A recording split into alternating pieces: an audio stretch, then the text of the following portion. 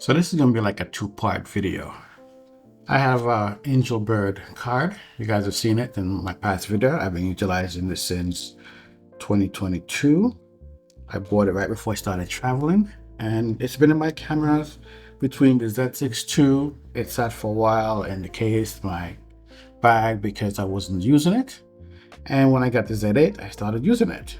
And one day, the bottom portion, if you can see that, broke off. You can see the little metal section right there. Yep, the little, clip at the bottom that you use to pull it out popped off. So I was out shooting the other day with the new memory card that I had. And of course, you know me, I'm playing around with 8K RAW because why not?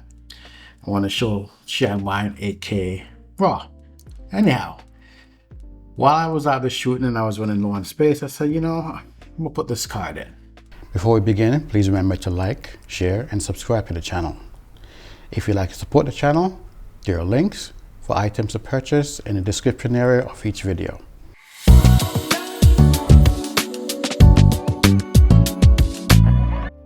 You remember when I tested it, it could only record up to 8K 24. So I figured, maybe I made a mistake. Maybe something would happen. Let me put it back in, see if I can go to 8K 30.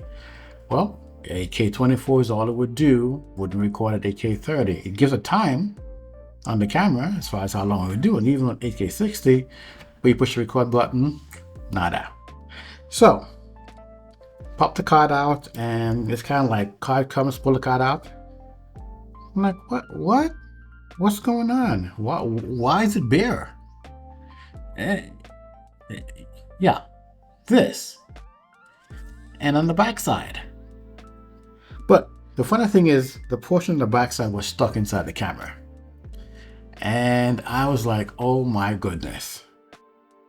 What am I going to do? I have to send the camera in to get it worked on. Good thing I have one of my wife's little fingernail thingy, and I just put it inside there and saw the thing and pulled it out. So I reached out to Angelbird, sent him a message before Thanksgiving to let him know what's going on. And I got a response back early in the week, and they asked me to send an invoice and all that stuff. And I was pretty sure that I registered the information on the card. So I went into Amazon, pulled up the information. Yep, got it, sent it to them. And now I'm waiting for them to send me an RMA label to send this thing back, and for them to send me a replacement unit. I'm hoping they don't send me the same exact thing. Hopefully they send me an updated version, but the likelihood is they'll probably send the same thing. My concern is that, it's listed at being able to shoot up to 12K on the site. And the first time I tested it to shoot at 8K 60, it didn't work. So to me, there is something wrong with the card. It says 1700, but I think it says 1300 sustained on the site. And you would think it should be able to handle it, but for whatever reason, 8K 24 is as far as it would go, raw. Well, I'm waiting for the RMA label to come in, and once I get that, I'll send this one off, and I'll see what they send me back, whether it's going to be a same card replacement, or they'll give me one of the new versions that is more updated. Because, even when I bought this, I remember there were a couple reports of, bad plastics and so on. And some people said that they didn't have any issues. So that's why I bought it. So here we are, a year later. Well, I guess it's almost 2 years now, and it fell apart. So, but I've been hearing good things that Angelbird does under warranty, and the communication's been good so far. Didn't have any drama. So we'll see what happens. So it's been a few weeks between shipping the damaged card back to Angelbird and returning it. There's been a bit of a delay with it getting back because they charged me import duties. Who knew? I thought for something that was returned, it shouldn't have, but I think a mistake was made on Angelbird's side because they sent it as a purchase when it wasn't a purchase. So anyhow, I had to pay the duties, like $12. And now the package is here. So I'm going to unbox it, gonna check it out, run a couple speed tests. Well, I guess first of all, we'll see if it's the same exact card they sent or they sent an updated version. Hopefully it's an updated version. If not, hopefully it's one that's been manufactured with better plastic so it won't break in the future. So I'm gonna unbox it and then we'll continue. You know, I was gonna fully unbox this so you guys can see, but I found something interesting, so I figured I'll share with you. So there's the white box that was inside here. Don't look. When you lift that up, you little rebel you, we like you. Now inside the box, quick bite. I guess it's some kind of candy. Oh, rip it up. Don't want to mess with that yet. Let's get to the important stuff. Let's get into the important stuff. Sorry for the noise. And this is the, oh, it's a new version. It's the SE version. So it's 1785. Mine was only 1700 megabits per second. So this is the newer version, not the fastest one. So it doesn't list sustained write speed. At least on the front it says 1785 on the read, 1550 on the write. I guess maybe I have to check out, oh, wait a second. Stable stream, consistent write performance of 1300 megabits per second. I don't know if you can see that on the back there. But that's what he's saying, should get 1300 megabits per second. That's what the other card had said, but I could never, at least not with the card reader at the time. But now that I have a new card reader, I can test it out and see what that's like. All right, so let me run some tests and I'll come back with some results and then we'll talk some more.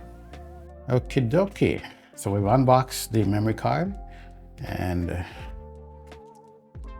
it's, you can see the information on it, 1785, 1800 on the Exascend. So this is the 2.0 version. I've tested it and let me show you the speeds. I'm using the 4.0 reader and inside the reader, I'm getting under 1300, what's supposed to be the sustained write. That's not bad. I think that's pretty good for the card. You know, all said and done, I think Angelbird probably need to come out with a new version and not the top of the game, because this Exascend brand here, you know, 1800 on the read and 1700 with a 1300. It's basically keeping pace with what it says it's supposed to do. And there are a couple of the cards that are red certified. This is not the VGP 400 cards that I have, but those are the ones, you know, that's great. In the old days, we could look for Angelbird to give us that level of performance. Don't know what happened, but I think, you know, I shouldn't say that. This version is not their top version because there's an XD version. This, according to the website, is supposed to be more for casual use. So fast shooting, casual shooting, you know, like what I would do as a creator. I'm not doing any movies or anything that requires critical memory card performance, but still, no matter what you do, you want to make sure that everything is going to work and, you know, work as said. I'm happy with the replacement card. It's going to do what I needed to do. That's what I was looking for. Replacement to a better version of the older version, which they provided. Thank you, Angelbird. Appreciate it. Now I'll be utilizing the card even more now that it's supposed to be recording up at a higher level. You know, having options works. When I put it inside the camera, it said it should go 20 minutes like the Exascend. I think I'll just do a speed test. Well, I'll do a video recording test in the same space to just let it run. I'm not gonna sit here and do it for 20 minutes. I'll just do the test and then report back to you guys if the camera recorded all the way up for 20 minutes and then shut down like the Exascend does. Because, of course, that's what you guys are interested in, right?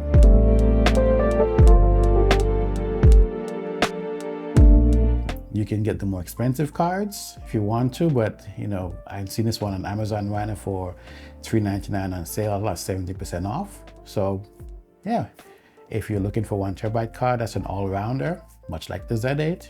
You can do all the way up to 12K. Well, the Z8 only does 8K, but still, for the price point, I think it's pretty decent, considering as more 4.0 cards come on the market, they're going to be pricier and these are going to drop in price. Still great performance for our current equipment. Of course, if something else new comes out and has more speeds, and if you want to go 4.0, those are coming online. Thanks for watching the video. Hopefully you enjoyed it. The experience with Angelbird and the replacement was really good. I'm all the way here in Thailand, and they worked with me to get the replacement card shipped out to me. So that's a kudos. It's good to know that no matter where in the world you are, they'll be able to send out your replacement equipment. And I think that's the biggest thing, looking for a company that will support you no matter where you are. So again, thanks Angelbird. And thank you all for your patience in sticking with the video. In the comment section, let me know which cards are your favorite, which ones that you like, and which one you found good experience with and bad experience with. If we share this information amongst our user base, more people can know what cards to buy and what cards to avoid. Then again, it's not always guaranteed, because sometimes, anything that's man-made, there are failures in the batches. So that's something else to keep in mind.